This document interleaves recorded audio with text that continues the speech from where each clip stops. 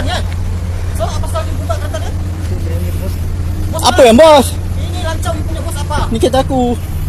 Aku parking sini tadi, aku dah party yang kat sini. Ya, ya, betul. Gila, di sini. Aku di sini berdiri dia. Buka aku punya kereta.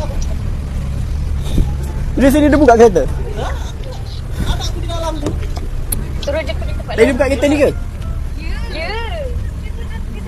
Tidak. Kenapa dia buka? Ni. Aku bayar dah. Mana? Apa? Kenapa kau buka? Itu bos Kristen. Brother. Apa? Bos manager. Ha? Betul? Betul apa? Kasih. Kasih apa? Apa dia tak tahu? Kenapa kau buka? Aku baru je keluar kereta. Kau dengan kasut tak pakai.